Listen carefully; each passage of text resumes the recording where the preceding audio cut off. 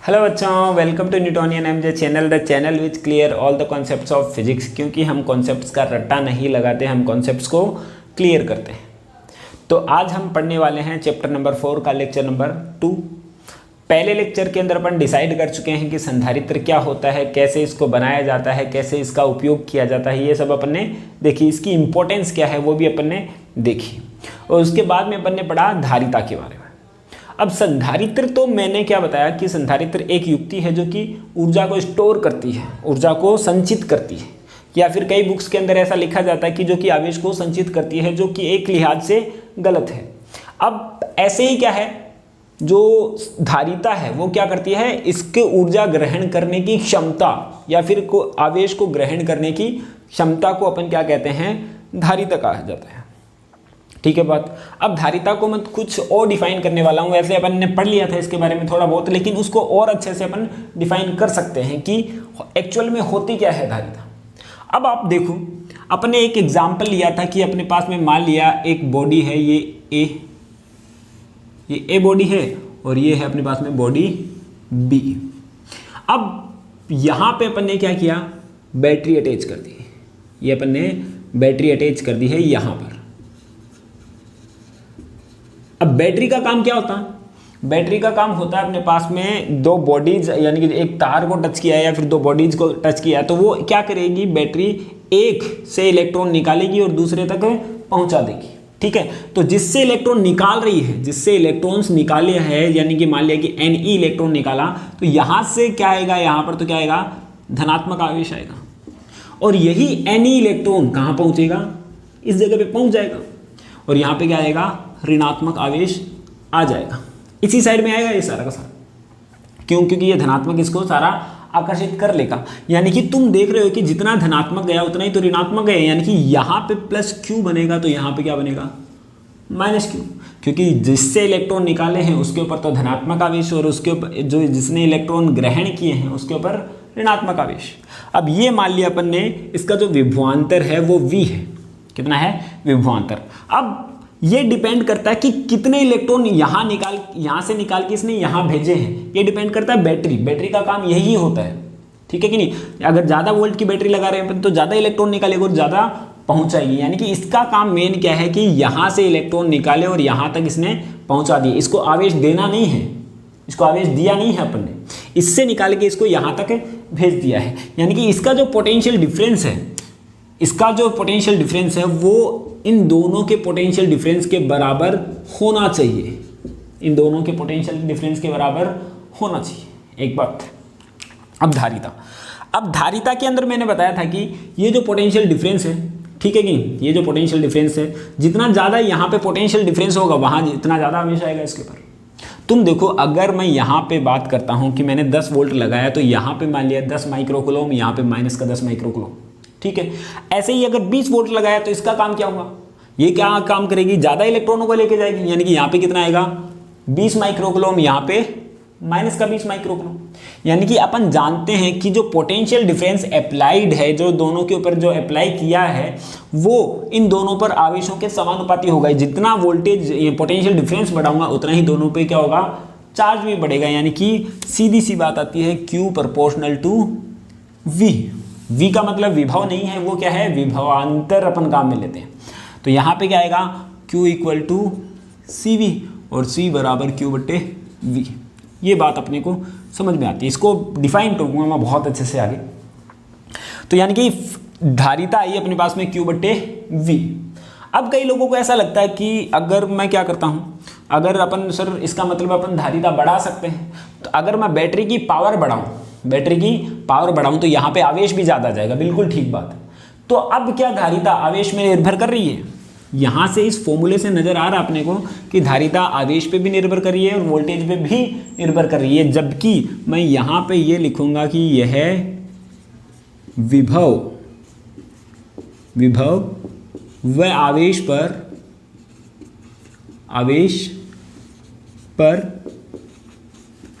निर्भर नहीं करती है। विभव और आवेश पर निर्भर नहीं कर रही है। क्यों?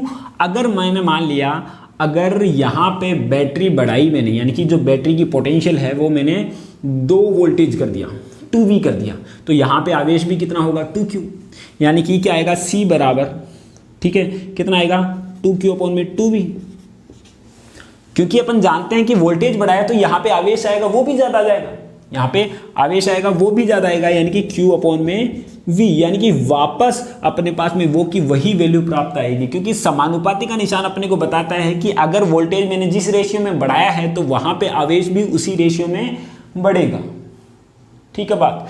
अब मेन बात क्या हो रहा है इसके अंदर, यानी कि धारिता मतलब इसके ज़्यादा आवेश आने से कोई मतलब नहीं है। अपने को क्या करना पड़ रहा है कि C बराबर Q बटे V, जबकि V के बारे में अपन जानते हैं V क्या होता है, V होता है W बटे Q, यानी कि आवेश को विद्युत क्षेत्र के विरुद्ध लाने में किया गया कार्य, आवेश को विद्युत क्षेत्र के विरुद्ध लाने में किया गया कार्य। यानी कि अगर, यानी कि धारिता का जो फॉर्मूला होता है, यानी कि आवेश तो आए यहाँ पर, आवेश आए लेकिन लाने में किया गया कार्य, एकांक आवेश को लाने में किए गए कार्य के अंदर जो आवेश आता है उसी को अपन क्या बोलते हैं, धारिता कहते हैं। धारिता का मतलब क्या हुआ, यहाँ पे वोल्टेज बढ़ाऊंगा तो यहाँ की धारिता नहीं बढ़ रही है, बिल्कुल नहीं है, वो कैपेसिटी है, कैपेसिटी है इसकी। यानी कि ये बढ़ाया अपन ने, मान लिया कि अपने पास में ये आवेश ज्यादा आया तो बैटरी भी तो बढ़ा दी अपन ने, तो उसकी धारिता थोड़ी हुई। या फिर मैं ऐसे बोलूँ कि एकांक वोल्टेज के द्वारा, एकांक वोल्टेज के द्वारा ग्रहण किया गया आवेश है वो क्या कहलाती है, धारिता कहलाती है। ठीक है कि नहीं बात। यानी कि धारिता किस पे डिपेंड नहीं कर रही, Q पे भी डिपेंड नहीं कर रही, V पे भी डिपेंड नहीं कर रही है। यानी कि कहने का मतलब क्या है कि धारिता का क्या है अपने पास में, C बराबर Q बटे V। क्लियर बात। एक क्वेश्चन अपन देखते हैं, उससे अपने को और ज़्यादा क्लियर होगा। अगर ऐसा अपन ने देख लिया है, ये चीज़ अपन ने देख ली, आगे अपन पढ़ते हैं धारिता के बारे में। धारिता जो है किन किन बातों पे निर्भर करती है। धारिता जो अपन ने बताई थी कि चालक के आकार, चालक के आकार, आकृति व प्रकृति पर निर्भर करती है, वह प्रकृति पर निर्भर करती है। इन 3 बातों पर वो निर्भर करती है। ठीक है, आकार पे भी निर्भर करेगी और आकृति पर भी और प्रकृति पर भी निर्भर करेगी। ठीक है कि नहीं। आकार का मतलब उसका साइज क्या है, शेप क्या है, वो आकृति का मतलब शेप है, किस आकार का बना हुआ है। प्रकृति मतलब ये कौन से पदार्थ का बना हुआ है, जैसे चांदी है, लोहा है, इस पे तो डिपेंड करेगी, ये बात अपने को पता है। आकृति पे भी निर्भर करती है। आकृति मतलब उसकी शेप कैसी है। तुमने देखा होगा कि अगर अपने पास में कूलर है, कूलर के अंदर करंट आ रहा है तो तुम देखते हो कि जहाँ पे कोना ज़्यादा है, नुकीला जो पोर्शन होता है, वहाँ पे करंट ज़्यादा आता है, वहाँ पे आवेश ज़्यादा आ जाता है। ठीक है कि नहीं। यानी कि आकृति पर भी डिपेंड करता है, आकृति पर भी डिपेंड करता है और आकार पे भी निर्भर करेगा। ये बात मैं प्रूफ कर दूंगा अभी थोड़ी देर में। ठीक है ना बात। ये बात दोनों को पता चली और ये बात अभी मैं प्रूफ करूंगा। यानी कि धारिता का मतलब क्या है, धारण करने की क्षमता, एकांक वोल्टेज के द्वारा, एकांक वोल्टेज के अंदर आवेश को धारण करने की क्षमता। अगर अपने को ज़्यादा आवेश अपन लेके आ रहे हैं तो ज़्यादा काम करना पड़ रहा है अपने को, तो कोई धारिता थोड़ी बढ़ गई उसकी।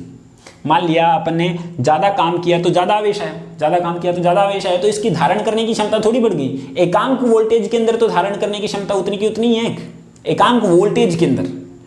ठीक है कि नहीं। एकांक के अंदर की बात कर रहे हैं, जैसे कि मान लिया अपन ने क्या करते हैं कि 100 रुपए के अपन ने सेव लिए, ठीक है कि, तो एकांक सेव का जो आवेश है, एकांक सेव का जो मूल्य है वो कितना है, 10 रुपए। ठीक है, अगर मैं ऐसे बोल देता हूं कि मैंने 200 के 20 सेव लिए हैं, मैंने क्या बढ़ाया, रुपए बढ़ा दिए, और तो क्या हुआ, अपने पास में सेवों की संख्या भी बढ़ गई। तो अपने पास में क्या हुआ कि अपन ने पैसे दिए हैं तो उसने ज्यादा दिए हैं, अपन ने ज्यादा पैसे दिए हैं तो उसने ज्यादा सेव दिए हैं। तो इसका मतलब ऐसा थोड़ी है कि उसने अपने को ज्यादा सेव दिए, नहीं, अपन ने पैसे दिए हैं तो ज्यादा सेव दिए हैं। अदरवाइज वो 100 के ज्यादा देता, 100 के 20 सेव दे देता तो बात अलग आती। आई ना बात। तो एकांक सेव का मूल्य तब भी कितना निकलता है, 10 रुपए ही निकलेगा, है ना बात। तो एकांक की बात हो रही है, यानी कि एकांक विभव देने पर, यानी कि एकांक आवेश को लाने में जो किए गए कार्य के अंदर जो अपने को ज्यादा आवेश आ जाए तो वो उसकी क्या है, धारिता है। क्लियर बात। ये अपने पास में धारिता क्लियर हुई। तो C बराबर Q बटे V, इसका मात्रक और विमापन ने पहले ही अपन देख चुके हैं। अब बात करते हैं अपन कि एक गोलीय चालक की धारिता। ठीक है कि नहीं। नेक्स्ट हेडिंग है अपने पास में एक गोलीय चालक की धारिता, गोलीय चालक की धारिता, यानी कि कोई गोला है उसकी धारिता कितनी होगी। तो मान लिया अपने पास में, यहां पे मैं कर देता हूं इसको सॉल्व। गोलीय चालक की धारिता अपने को निकालनी है, तो माना अपने पास में एक चालक गोला है, ये चालक गोला अपन ने लिया, ठीक है, और इसकी जो त्रिज्या है वो कैपिटल आर है। इसकी त्रिज्या कितनी है? Capital R. अब इसको क्यू आवेश दिया जाता है, इसको क्यू आवेश अपन ने दिया है, ठीक है, बैटरी के द्वारा दिया होगा, यानी कि इलेक्ट्रॉन इससे निकाले हैं। तो ये आवेश क्या होगा, इसकी सतह पर समान रूप से वितरित हो जाएगा, समान रूप से वितरित हो जाएगा। अब अपने को क्या करना है, इसके ऊपर जो पोटेंशियल अप्लाई किया है वो V अप्लाई किया है अपन ने। पोटेंशियल कितना अप्लाई किया है? V अप्लाई किया है। तो अब इसकी धारिता कितनी है, अब इसकी धारिता कितनी है, ठीक है कि नहीं। तो अब अपन जानते हैं धारिता की परिभाषा से C बराबर कितना होता है?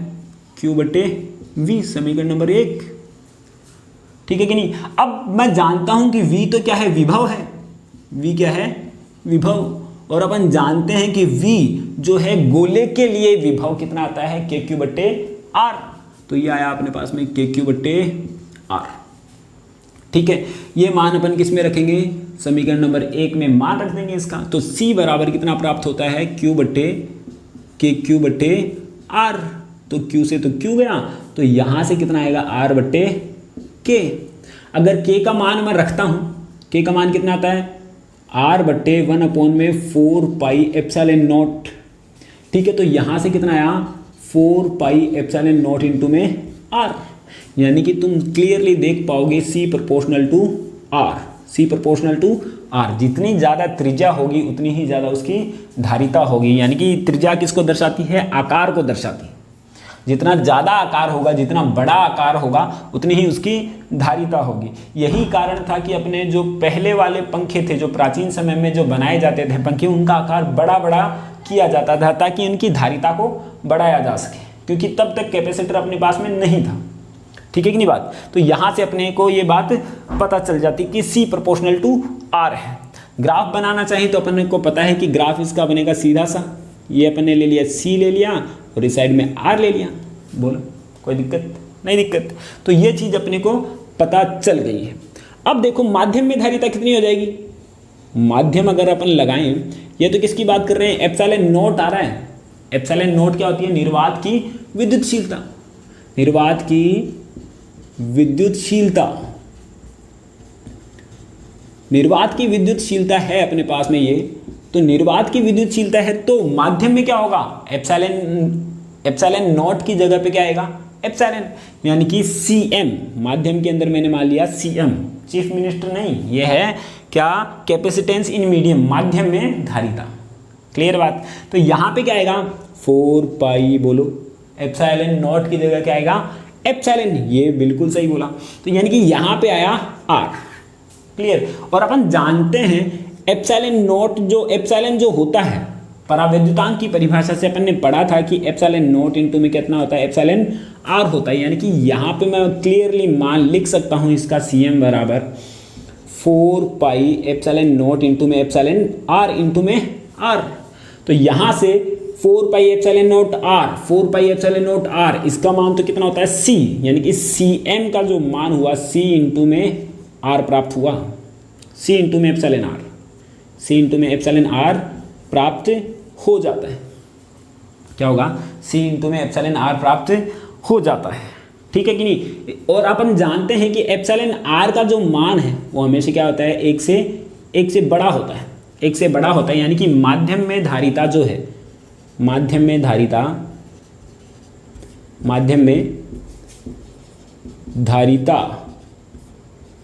बढ़ती है। क्या है? माध्यम के अंदर धारिता बढ़ती है। कितने गुना बढ़ती है? एप्सिलॉन R गुना बढ़ जाती है, क्योंकि अपन जानते हैं कि एप्सिलॉन का जो मान होता है, एप्सिलॉन R का जो मान है वो क्या है? एक से ज़्यादा होता है। यानी कि माध्यम में धारिता बढ़ गई और कितनी गुना बढ़ती है? एप्सिलॉन R गुना बढ़ जाती है। कितने गुना बढ़ती है? एप्सिलॉन R गुना बढ़ जाती है। अब अपन देखते हैं इसके कुछ न्यूमेरिकल्स, ठीक है बात। तो पहला क्वेश्चन है अपने पास, पृथ्वी जो है अपने पास में, उसको एक गोलाकार चालक मानते हुए, पृथ्वी को एक गोलाकार चालक मानते हुए उसकी धारिता का मान ज्ञात कीजिए, जबकि पृथ्वी की जो त्रिज्या है वो 6400 किलोमीटर है। ठीक है, तो पृथ्वी की धारिता अपने को ज्ञात करनी है। क्या ज्ञात करनी है? धारिता ज्ञात करनी। ठीक है, तो तुम देखो सॉल्यूशन अपन करते हैं इसका। हम जानते हैं तो धारिता का फॉर्मूला होता है, गोलीय चालक है अपने पास में, तो C का जो फॉर्मूला होता है कितना होता है? 4πε0 इंटू में R, निर्वात की बात कर रहे हैं। तो यहाँ पे मान रखूंगा मैं, तो C बराबर ये 1/4πε0, यानी 4πε0 का मान कितना होगा? 1/9 इंटू में 10 to the power 9, 1/10 to the power 9। तो ये तो वैल्यू अपन ने रख दी इसकी, और यहाँ पे है R की वैल्यू कितनी है? 6400 किलोमीटर। तो ये आया 6400 किलोमीटर, यानी कि 10 टू द पावर 3। अपन इसको सॉल्व करते हैं, तो तुम सॉल्व करोगे तो इसकी जो वैल्यू आएगी वो आएगी 711 माइक्रोफेरेड। तुम सॉल्व करके देख सकते हो कि कितनी वैल्यू आएगी। ये आएगी 0.7711 गुणा 10 की घात -3। मैंने इसको माइक्रोफेरेड के अंदर चेंज कर दिया ताकि आसानी से मुझे याद रहे। यानी कि पृथ्वी जो इतनी बड़ी है, अपन जानते हैं कि जिसकी त्रिज्या ज़्यादा होगी उसकी धारिता भी क्या होगी? ज़्यादा होगी। ठीक है कि नहीं? यानी कि यहाँ पे 711 माइक्रोफेरेड पूरी पृथ्वी की है, जो कितनी बड़ी है, समझ पा रहे हो ना? एक फेरेड भी नहीं है इसकी, माइक्रो में है। इसका मतलब क्या हुआ कि जो फेरेड है वो धारिता का बड़ा मात्रक है, जैसा कि मैंने आप लोगों को पहले बताया। ठीक है कि नहीं? फेरेड धारिता का बहुत बड़ा मात्रक है, इसलिए अपन माइक्रो, नैनो, पिको, मिली काम में लेते हैं। इसी तरह एक और क्वेश्चन अपन कर सकते हैं जो कि प्रूफ कर देगा अपने पास में कि ये जो वैल्यू होती है अपने पास में, जो फेरेड है, फेरेड जो मात्रक है वो बड़ा मात्रक है। ठीक है कि नहीं? ऐसे पूछा गया कि एक फेरेड धारिता के गोले को क्या अलमीरा में रखा जा सकता है?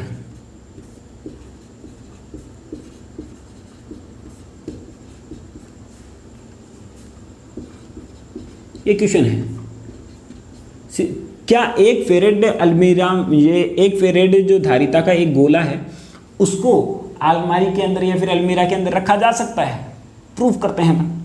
एक फेरेड, देखो सॉल्यूशन अपन करते हैं। अपन जानते हैं कि कोई गोला है तो उसके लिए धारिता C बराबर 4πε0 इंटू में R ये होगी। तो यहाँ पे C की जो वैल्यू आएगी 1/9 इंटू में 10 टू द पावर 9 इंटू में R का मतलब R का मान मुझे निकालना है, और यहाँ पे C की वैल्यू कितनी है? 1 है। तो तुम देखोगे कि जो R का मान कितना होना चाहिए? 9 इंटू में 10 टू द पावर 9 मीटर होना चाहिए। यानी कि जो गोला है उसका आकार होगा 9 गुणा 10 की घात 9 मीटर। तो 9 गुणा 10 की घात 9 मीटर बहुत ज़्यादा बड़ा हो गया। ठीक है कि नहीं? 9 गुणा 10 की घात 9 मीटर गोले की त्रिज्या होनी चाहिए उस गोले की, यानी कि पृथ्वी से कई गुना ज़्यादा, पृथ्वी से कई गुना ज़्यादा, कम से कम भी 10,000 गुना ज़्यादा मान लो। इतना ज़्यादा गुना हो जाता है अपने पास में, तो उतना बड़ा गोला क्या अलमारी के अंदर रख सकते हैं? आपके पास होगी ऐसी अलमारी की जो आप इसके अंदर रख सकते हो सकता है आपके पास हो ऐसी, लेकिन ऐसी हमारे पास तो है नहीं। यानी कि हम क्या कर सकते हैं, इसको, इस एक फेरेड धारिता वाले गोले को अपन किसी अलमारी के अंदर नहीं रख पाएंगे। यानी कि इससे भी सिद्ध हुआ कि फेरेड जो है, फेरेड क्या है? धारिता का बड़ा मात्रक है। धारिता का बहुत बड़ा बोलूं तो भी ज़्यादा दिक्कत नहीं है, बहुत बड़ा मात्रक है। क्लियर बात? अब अपन देखते हैं इसके आगे। अब अपन देखते हैं कुछ और क्वेश्चन। एक क्वेश्चन है अपने पास में ऐसे ही, अगर 2 पिकोफेरेड, अगर ऐसे मान लिया जाए कि किसी गोलीय चालक है, कोई गोला है, गोलीय चालक की जो धारिता है, गोलीय चालक की जो धारिता है निर्वात के अंदर, क्वेश्चन नंबर 3 की बात कर रहे हैं, निर्वात के अंदर किसी गोलीय चालक की जो धारिता है वो 2 पिकोफेरेड है, 2 पिकोफेरेड है। अगर माध्यम में वही धारिता कितनी हो जाए? Cm बराबर कितना हो जाए? वो हो जाए 12 पिकोफेरेड।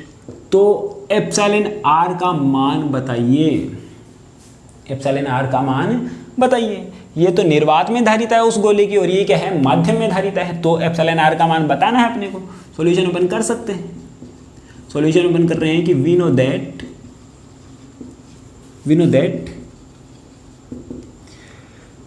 कि जो C है, Cm जो है वो कितना है, C इंटू में एप्सिलॉन आर के बराबर है। ठीक है, तो एप्सिलॉन आर जो आएगा कितना आएगा, Cm अपॉन में C। तो Cm का जो मान है, Cm का मान कितना है 12 पिकोफेरेड और इसका मान कितना है 2 पिकोफेरेड।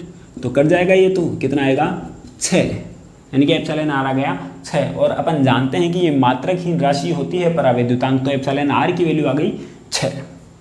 अगला क्वेश्चन अपन इसी के साथ करते हैं, क्वेश्चन नंबर 3। क्वेश्चन नंबर 4 क्या बोला गया कि दो गोले हैं, ठीक है कि नहीं, दो गोले हैं जिनकी त्रिज्याएं r1 व r2 है, ठीक है, या फिर दो समान आवेश से आवेशित किए गोले हैं जिनके जो विभव है, जिनका जो विभव है वो कितना है अपने पास में, v1 अनुपात v2 का जो मान है वो है 1:2 है या फिर 1:2 है। तो उनकी धारिताओं का अनुपात ज्ञात कीजिए, उनकी धारिताओं का अनुपात अपने को ज्ञात करना है। क्लियर, तो कर सकते हैं अपन ऐसा, ठीक है कि नहीं। तो सॉल्यूशन अपन करते हैं, यानी कि क्या बोला गया है कि दो गोले हैं जिनकी जो विभवों का जो अनुपात है वो 1:2 है और तो उनकी धारिताओं का अनुपात अपने को ज्ञात करना है। तो अपन जानते हैं C बराबर कितना होता है, C1 बराबर Q/V। अगर आवेश समान आवेश से आवेशित किया गया है दोनों को, C बराबर कितना होता है Q/V। तो यानी कि पहले गोले के लिए C1 बराबर Q/V1, Q/V1। क्यों, क्योंकि विभव तो दोनों का अलग अलग है जबकि आवेश क्या है, समान। इसी प्रकार से जो C2 है वो कितना आएगा Q/V2, ठीक है कि नहीं। तो तुम देखो अगर यहाँ से C1/C2 में कर दूँ तो कितना आएगा Q/V1/Q/V2, ठीक है। तो यहाँ पे जो C1 अनुपात C2 जो आएगा वो कितना आएगा V2 अनुपात V1, और V1 अनुपात V2 का मान तो पता है अपने को 1:2 है, तो V2 अनुपात V1 का मान कितना आएगा 2:1, और यही इसका आंसर है। यही क्या है इसका आंसर, क्लियर बात। अब अपन देखते हैं, ये अपन ने देख लिया कि गोलीय संधारित्र की धारिता यानी कि गोलीय चालक है उसकी धारिता कैसे अपन निकालेंगे। अब बात कर लेते हैं संधारित्र की, जो कि इस चैप्टर का मेन टॉपिक है। जैसे कि संधारित्र की डेफिनेशन मैंने बता दी है आप लोगों को, क्या काम करता है, ये सारी चीज़ें अपन बता चुके हैं। अब अपन देखेंगे कि संधारित्र किस सिद्धांत पर कार्य करता है, उसका सिद्धांत क्या है, ठीक है कि नहीं, प्रिंसिपल क्या है, वो चीज़ अपन देखने वाले हैं, ठीक है कि नहीं। तो अब अपन देखते हैं, चलो देखते हैं संधारित्र के बारे में। अपन जानते हैं, अरे जानते हो ना बेटा संधारित्र के बारे में। संधारित्र होता है अपने पास में, क्या होता है, एक ऐसी युक्ति है जो कि क्या करती है, ऊर्जा को स्टोर करती है, ऊर्जा को संचित करती है, एक बैटरी की तरह होता है, ठीक है कि नहीं। अपन पढ़ चुके हैं इसके बारे में ब्रीफ के अंदर। तो संधारित्र की डेफिनेशन तो मैं लिख देता हूँ वापस, यानी कि संधारित्र अपन लिख रहे हैं। संधारित्र क्या करती है, ऊर्जा को संचित करता है, ऊर्जा को संचित करता है। यही युक्ति क्या कहलाती है, संधारित्र कहलाती है। अब बात करते हैं अपन नेक्स्ट हेडिंग, जो कि है संधारित्र का सिद्धांत। कैसे करती है ये संधारित्र का सिद्धांत, ठीक है कि नहीं, किस सिद्धांत पे कार्य करती है। अपन ने देखा कि धारिता की परिभाषा कितनी होती है, C बराबर Q/V, ठीक है कि नहीं। अपन जानते हैं कि वो भी क्या है, ऊर्जा को ग्रहण करने की, संचित करने की क्षमता है, और ऊर्जा जो उसके अंदर संचित होती है वो E की फॉर्म में होती है, इलेक्ट्रिक फील्ड की फॉर्म में होती है, ठीक है कि नहीं। अब संधारित्र कैसे काम करेगा इसके ऊपर देखो। संधारित्र क्या काम करता है, संधारित्र क्या करेगा, उसकी धारिता को बढ़ाने का काम करना है अपने को, यानी कि अपने को क्या करना है, धारिता का मान बढ़ाना है। धारिता का मान C बराबर अपन जानते हैं कि कितना होता है Q/V होता है। तो अपने को क्या करना है, धारिता का मान किसी भी कंडीशन के अंदर बढ़ाना है, यही काम करना है इसको, कैसे भी करे कुछ भी यूज करें, लेकिन सबसे बड़ी प्रॉब्लम ये आती है कि ना तो ये क्यू पे डिपेंड कर रहा है ना ही वी पे डिपेंड कर रहा है। क्यू को वी को बढ़ाऊंगा तो क्यू बढ़ेगा, क्यू बढ़ेगा तो वी बढ़ेगा, आपस में कट जाएंगे, यानी कि इसके ऊपर डिपेंड तो करेगा नहीं। ठीक है, अब और दिक्कत, हाँ ऐसा जरूर हो सकता है कि अगर क्या किया जाए, एक को नियत रख लिया जाए और इसको घटा दिया जाए। अगर मैं क्या करूं, आवेश को नियत रख लूं या फिर विभव को घटा दूं, इसका मतलब क्या हुआ, यानी कि आवेश तो मैंने कांस्टेंट रखा और लाने में जो किया गया कार्य वो कम कर दूं, यानी कि जो आवेश को लाने में कार्य अपने को कम करना पड़े, कम एफर्ट करना पड़े, तो उसकी धारिता बढ़ गई या नहीं बढ़ गई। कोई मशीन है कम बिजली खाकर ज़्यादा अपने पास में क्या कर रही है, उत्पादन दे रही है, तो उसकी धारिता क्या है, ज़्यादा है, यानी कि इसके अंदर भी अपने को काम कम करना पड़े और जो आउटपुट ज़्यादा निकले, आवेश उसके ऊपर ज़्यादा आ जाए, जो ऊर्जा है वो ज़्यादा आ जाए, कैसे भी करके अपने को ऊर्जा ज़्यादा करनी है। अरे मेन क्या करना है, धारिता बढ़ानी, यानी कि सेल ही तो है अपने पास में, अपने को क्या करना है, इस सेल के अंदर ऊर्जा का मान ज़्यादा करना है, धारिता का मान अपने को ज़्यादा करना है। ठीक है कि नहीं, दो तरीके से हो सकता है, अगर मैं डायरेक्ट क्यू को बढ़ाऊं तो वी भी बढ़ेगा तो कैंसिल, अगर वी को बढ़ाऊंगा तो क्यू बढ़ेगा कैंसिल इससे। ठीक है कि नहीं, तो अपने को क्या करना पड़ेगा, या तो एक को कांस्टेंट रखें अपन और एक इसको घटाएं, या फिर इसको कांस्टेंट रख के इसको बढ़ाएं। ठीक है कि नहीं, इसको कांस्टेंट रख के इसको बढ़ाना मुश्किल है, बहुत मुश्किल है, क्योंकि बिना बैटरी के अपने पास में समान प्रकृति के आवेश लाना काफ़ी ज़्यादा मुश्किल हो जाता है अपने पास में। इसलिए क्या किया जाता है कि अगर मैं ऐसा कुछ कर दूं, क्यू को तो मैं क्या रख दूं, कांस्टेंट रख दूं और वी को मैं डिक्रीज कर दूं, तो धारिता क्या होगी, अल्टीमेटली इंक्रीज हो जाएगी।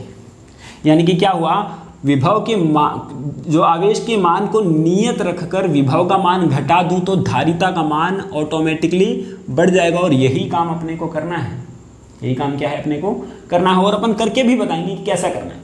यानी कि आवेश का मान बढ़ाना है या फिर आवेश नियत रखकर विभव का मान अपने को कम कर देना है। विभव का मान कम करने का मतलब मैं बार बार बता देता हूं कि अपने को लाने में, आवेश को लाने में, यानी कि यहां तक किसी बॉडी को देने में कार्य कम करना पड़े, तो वो क्या हुआ, विभव का मान कम हो गया। ठीक है कि नहीं, चलो करते हैं, अपन बनाते हैं सिद्धांत, अपन करते हैं। तो सबसे पहले मान लिया अपने पास में कि एक प्लेट है ए, ये अपन ने प्लेट ले ली ए, ठीक है, इसको अपन ने क्यू आवेश दिया जो कि इसकी सतह पर क्या होगा, समान रूप से वितरित हो जाएगा। ठीक है, तो इसकी जो धारिता है वो तो मान ली मैंने सी, इसको आवेश दिया गया मान लिया क्यू और ये मान लिया वी। अब इसका मान अपने को बढ़ाना है, इसका कांस्टेंट रखना है, ये काम अपने को करना है। कैसे भी करें अपन, कुछ भी करना पड़े अपने को, साम दाम दंड भेद कुछ भी लगाना पड़े, लेकिन इसका क्यू कांस्टेंट रखना और वी को कम करना है, जिससे धारिता का मान इंक्रीज हो जाए। और धारिता का मान इंक्रीज हो गया मतलब सेल के अंदर जो ऊर्जा को ज़्यादा संचित किया जा सकता है, और वही अपना मेन काम है, ठीक है बात। चलो क्या किया जाए इसका, अगर मैं क्या कर दूं कि अगर इसके पास में ये जो ए प्लेट है, ठीक है कि नहीं, ये जो धनात्मक आवेशित है, इसके पास में यानी कि इधर भी आवेश है और इधर भी आवेश है, इसके पास में अगर कोई मैं उदासीन प्लेट लेके आ जाऊं, तो अपन जानते हैं कि उदासीन प्लेट के ऊपर विद्युत प्रेरण के कारण क्या आएगा, यहाँ पे तो ऋणात्मक आवेश आ जाएगा, यहाँ पे ऋणात्मक आवेश आएगा और यहाँ पे क्या आएगा, धनात्मक आवेश। और बीच की दूरी जो मैंने मान ली, यहाँ पे ये अपने पास में ये है ए और ये ले लिया अपन ने बी। अब तुम देखो, अब इसकी धारिता मैंने मान ली सी डैश और इसकी मान लिया अपन ने, आवेश तो नियत रखना अपने को, और ये विभव है भी, आवेश उतना का उतना ही है ना, ये आवेश था सिर्फ इस दिशा में आया, और यहाँ पे अपने आप विद्युत प्रेरण के कारण माइनस क्यू आवेश आया और यहाँ पे प्लस क्यू आवेश आ गया। ठीक है कि नहीं। अब तुम देखो, इसकी धारिता मैंने मान ली सी डैश और विभव मान लिया मैंने वी डैश। क्लियर। अब तुम देखो, अगर मैं ऐसा करूं, ऐसा करने से क्या फायदा होगा, इसके विभव के अंदर कमी होगी, क्योंकि ऋणात्मक आवेश ये जो ऋणात्मक आवेश है इसके विभव के मान को क्या कर देगा, कम कर देगा। क्यों कम करेगा, तुम देखो, अगर मान लिया अपने पास में एक बॉडी है ए, इसके ऊपर धनात्मक आवेश है, ये रहा धनात्मक आवेश, ठीक है कि नहीं। अब विभव का मान कम करना है, वापस विभव की डेफिनेशन लाने में किया गया कार्य। अब मैं अनंत से कोई आवेश लेके आता हूँ, यहाँ से कोई आवेश लेके आया अनंत से, तो लाने में अपने को काम करना पड़ेगा, क्या करना पड़ेगा, काम करना पड़ेगा, जो कि मान लिया W1 मान लिया, किया गया कार्य कितना हुआ W1। अगर मैं यहाँ पे कोई ऋणात्मक आवेश ले आऊँ, जैसे कि एक बॉडी है, थोड़ा सा ऋणात्मक आवेश है, यहाँ पे आ गया, ये इसके आसपास ही आ गया, तो अब इस आवेश को लाने में कार्य क्या करना पड़ेगा, कम करना पड़ेगा, क्योंकि ये तो इसको प्रतिकर्षित करेगा लेकिन ये इसको आकर्षित करेगा। अपने को लाना यही है, ये जो आवेश है अपने को लाना यही है, लेकिन इसको तो धकेलने वाला तो ये है और इसको आकर्षण करने वाला ये है, तो पहले की अपेक्षा इसको काम को क्या करना पड़ा, कम करना पड़ा। यानी कि ऋणात्मक आवेश को यहाँ पे ऋणात्मक आवेश ने क्या किया, इसके विभव के मान को क्या कर दिया, कम कर दिया। बोलो क्लियर बात। अरे खुद ही देखो, मान लिया कि ये जो आवेश है ये जो धनात्मक आवेश उसको प्रतिकर्षित कर रहा है, ठीक है कि नहीं, ये धनात्मक आवेश इसको प्रतिकर्षित कर रहा है इधर, ठीक है कि नहीं। तो प्रतिकर्षित करने से फिर के विरुद्ध अपने को किया गया कार्य W बराबर 100 जूल आ गया। कितना आया, 100 जूल मान लिया। अब तुम देखो, अगर ये 100 जूल आया अपने पास में, तो 100 जूल कार्य हुआ, तो अब ये क्या करेगा, इसको आकर्षित भी करेगा, इधर कार्य आएगा, यानी कि ये इसको सपोर्ट भी करेगा आने को, ये सपोर्ट कर रहा है इसको लाने में, क्योंकि ये धनात्मक है तो ये आकर्षित करेगा तो सपोर्ट कर रहा है, यानी कि W2 जो आया विपरीत दिशा में आएगा, जो कि मान लिया 10 जूल आया। तो अब अल्टीमेटली कार्य कितना हुआ, 90 जूल। 90 जूल करना पड़ा, पहले अपने को करना पड़ रहा था 100 जूल, इस पर कितना करना पड़ा, 90 जूल। यानी कि कहने का मतलब क्या हुआ कि जो ऋणात्मक आवेश है, जो ऋणात्मक आवेश है उसने क्या किया, विभव के मान को कम कर दिया, एक ही विभव के मान को, ठीक है कि नहीं। यानी कि इसका मतलब क्या हुआ, V बड़ा है V डैश से, V क्या है, V डैश से बड़ा है। अगर ये इसने काम कर लिया, तो तुम देखो, अगर अपन ने क्या किया, ऋणात्मक आवेश ने तो क्या किया, विभव के मान को कम कर दिया, इसने विभव के मान को कम कर दिया। लेकिन एक बात तुम देखो कि ये धनात्मक आवेश भी तो है, तो ये बढ़ाने का कार्य भी तो करेगा, जितना ऋणात्मक है उतना ही धनात्मक भी है, ये बढ़ाने का भी कार्य करेगा। तो मान लिया कि इसने 10 कम किया, तो ये बढ़ाएगा भी तो सही, लेकिन तुम देखो कि ये क्या है, थोड़ा पास में है, ये R1 मान लिया, ये जो दूरी मैंने R2 मान ली, तो पास में ये है, तो इफेक्ट इसका ज़्यादा होगा। यानी कि अगर इसका जो A प्लेट है, इसका जो पोटेंशियल यानी कि इसका विभव 100 वोल्ट है, इसका जो विभव कितना है 100 वोल्ट है, तो इसने कम कर दिया इसका 10 वोल्ट, तो कितना आया 90 वोल्ट आ गया। इसने इसका कितना कर दिया 10 वोल्ट कम कर दिया, तो ये आया 90 वोल्ट। लेकिन इसने क्या किया, बढ़ाया, इसका बढ़ाया, लेकिन कितना बढ़ाया, कुछ 10 से तो क्या होगा, क्योंकि इसके बराबर ही तो आवेश है, ये बढ़ाएगा, बिल्कुल बढ़ाएगा, लेकिन V बराबर Q/R होता है, दूरी के साथ घटता है, ये बढ़ाएगा, लेकिन 10 वोल्ट से कम बढ़ाएगा, यानी कि इसने 8 वोल्ट बढ़ा दिया, ठीक है। तो यानी कि टोटल कितना आया 98 वोल्ट, कितना हुआ 98 वोल्ट। पहले कितना था 100 वोल्ट, 100 वोल्ट, अब कितना हुआ 98 वोल्ट। अगर वोल्टेज कम हुआ तो धारिता तो बढ़ी ना, धारिता क्या हो गई, बढ़ गई। यानी कि कहने का मतलब क्या हुआ, इस कंडीशन के अंदर C डैश का जो मान है, C डैश जो है वो बढ़ गया है C से, कुछ ही बढ़ा, कुछ अमाउंट में ही बढ़ा, लेकिन बढ़ा। और तुम देखो जो V का जो मान है वो किससे बढ़ा है, V डैश से। क्लियर बात। अब देखो अगली कंडीशन, अगली कंडीशन अपने को क्या बताएगी, ये तो अपन ने देख लिया ये कंडीशन। अगर मैं क्या कर दूं और मुझे बढ़ाना है, धारिता का मान और बढ़ाना है, तो एक तो ये कंडीशन है, ये फायदा हो गया अपने को दूसरी प्लेट लाने का। इसके ऊपर अपन ने ना तो आवेश दिया है, ये तो अपने पास अपने आप विद्युत प्रेरण के कारण आया है इसके ऊपर आवेश। अगर इसी प्लेट A है, ये जो प्लेट A है, इसके ऊपर ये धनात्मक अपन ने आवेश दिया है इस साइड में, अगर ये जो इसके पास जो B प्लेट है, यहाँ पे ऋणात्मक है और यहाँ पे धनात्मक, इसको मैं भू संपर्कित कर दूं, क्या कर दूं मैं, भू संपर्कित कर दूं, तो उससे क्या फायदा होगा, ये जो धनात्मक आवेश है, सारा का सारा जो धनात्मक आवेश है कहाँ चला जाएगा, पृथ्वी में चला जाएगा। जबकि ये जो आवेश है ये नहीं जाएगा, क्योंकि ये इसको बांधे रखेगा, इसको, क्योंकि ये धनात्मक ये ऋणात्मक आकर्षण के कारण बंधे रहेंगे, ये इसको क्या रखेगा, बांध कर रखेगा, जबकि ये सारा का सारा नीचे चला जाएगा। मतलब कहने का मतलब क्या हुआ, इसका वोल्टेज अगर पहले 100 वोल्ट था, तो अब इसने कितना कर दिया 10 वोल्ट कम, और बढ़ाने वाला कौन है, 0, कोई बढ़ाने वाला बचा ही नहीं, नीचे चला गया। यानी कि कितना आया वोल्टेज, 90 वोल्ट आ गया। अगर 90 वोल्ट आ गया, ठीक है, तो यानी कि विभव का मान और कम हुआ, यानी कि धारिता का मान क्या हुआ, और अधिक बढ़ गया है। तो इसको ले लिया अपन ने C डबल डैश, और यहाँ पे Q है और यह है V डबल डैश। तो तुम देखो, पहले का विभव 100 वोल्ट, दूसरे का विभव 98 वोल्ट और तीसरे का विभव 90 वोल्ट। यानी कि तुम क्लियरली देख पा रहे हो कि जो विभव का मान है वो धीरे धीरे डिक्रीज हो रहा है, ठीक है। यानी कि V का मान सबसे बड़ा है V डैश से भी, और V डैश का मान V से बड़ा है, V डबल डैश से बड़ा है। V डबल डैश अपने ले लिया क्योंकि V का मान अपन ने 100 वोल्ट माना, दूसरे का 98 वोल्ट आया और इसका कितना आया 90 वोल्ट आया। क्लियर बात। अब तुम देखो धारिता की अगर बात करूं तो यहाँ पे 100 माइक्रोफेरेड ले लूं, ठीक है कि नहीं। तो इसने क्या किया, बढ़ाएगा, ये बढ़ाएगी क्योंकि 98 हुआ तो ये बढ़ गया। तो कैलकुलेट करके तो नहीं, मैं यहाँ पे 110 वोल्टेज मान ले 10 माइक्रोफेरेड मान लेता हूँ और यहाँ पे मान लिया 150 माइक्रोफेरेड है। यानी कि धारिता का मान बढ़ गया। यानी कि C डबल डैश का जो मान है वो C डैश से बड़ा है और C डैश का मान किससे बड़ा है, C से बड़ा है। और जबकि Q हमेशा अपन ने क्या रखा है, कांस्टेंट रखा है, हमेशा क्या रखा है, कांस्टेंट रखा है। तो अपना जो मेन काम था संधारित्र का क्लियर हुआ।